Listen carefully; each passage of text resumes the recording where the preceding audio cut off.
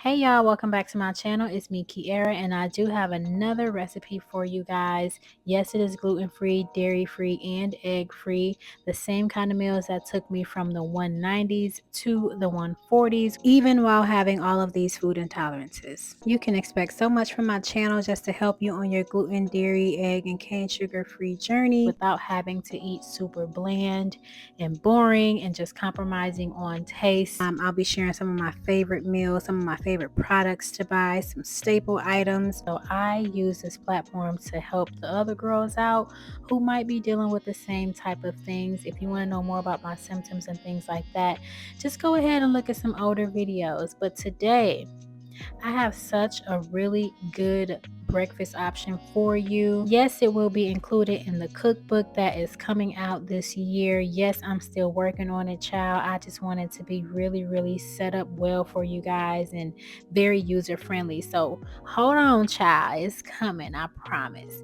But we are making some egg-free, dairy-free, and gluten-free French toast today. So you want to go ahead and start out by getting you a skillet, putting it on medium heat, and adding some vegan butter. Now, if you are not dairy intolerant, of course you can use milk, of course you can use regular butter, but for the girlies out there who are dairy intolerant or lactose intolerant, go ahead and get you some vegan butter, child. You're going to let that butter melt down, and then in a bowl you're going to take a little bit of plant milk, and then you're going to take 2 servings of this Just Egg product. Now this is going to replace your actual egg. If you're one of the girls out there who is not intolerant to eggs, of course you could just use egg. You would use 2 of them. I'm using some blue agave. I'm not measuring any of this. This is just straight vibes, okay? I don't ever really measure when I'm doing things like that. But I use a squeeze of agave. That was a cap full of vanilla. And of course, you are going to need your cinnamon. You put as much as you like. I personally love cinnamon, so I add a lot. And then I'm going to do a little bit of nutmeg. It is not a requirement, but it will add to the taste if that is what you like. So you're going to go ahead and whisk all of those ingredients together. And what you're going to do next is grab your bread. Okay, so the bread that I chose to use is ciabatta. Why did I choose that? Because that's what was in my pantry at the time. Would I have used another type of bread if I had it? I sure would have. But, when you are on a diet like this, for health reasons, you tend to just experiment with things, and I was not disappointed. Okay, so get that all whisked together. This is what it should look like after you mix it. And then you're going to take your ciabatta and then you're going to cut it. I cut it in threes. I mean, if you want it thicker, just cut it in half, but I cut mine into thirds, and that's just how thick I like mine. I am using a serrated knife to cut through this bread. It just makes life so much easier, because if you know anything about cutting bread, it's not the easiest thing to do if you do not have the right type of knife. The next thing I'm going to do is soak the bread in the mixture. And this is really key to really good French toast, making sure that that mixture actually seeps through the whole slice of bread as opposed to just coating the outsides of it. It just makes it more fluffy, more soft, more delicious. You get all those flavors throughout the whole slice.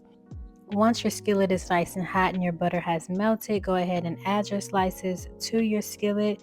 And again, I do not time this. It's on medium heat. I just check it periodically, making sure that it is golden brown on one side, flipping it and making sure that it's golden brown on the other side. Now, it's already going to start smelling so good. It's going to smell just like cinnamon in your house. That vanilla, that butter, child, is just going to smell amazing. So you just want to let that sit. I don't know, maybe about 3-4 minutes. I can't really say the time exactly because, like I said, I just be going on vibes, child. I don't be timing nothing. I don't be measuring nothing, okay? But when you get the cookbook, you will have measurements on there just in case you need some help with making your French toast.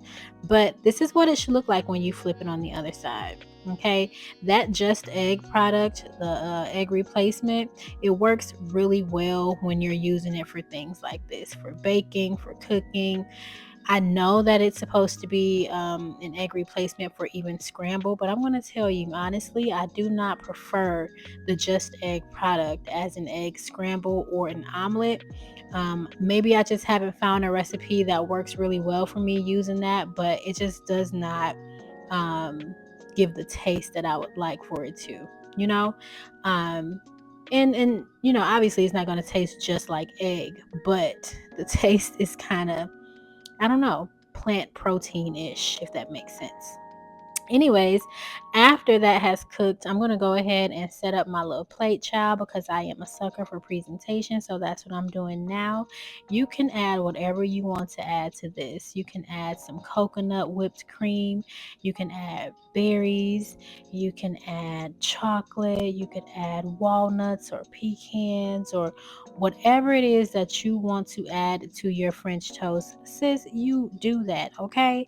It's just going to make your breakfast so much more enjoyable.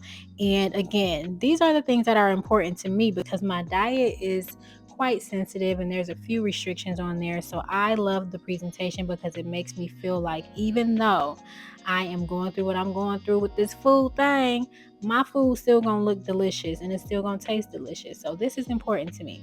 Okay, look at that presentation. Just look at it.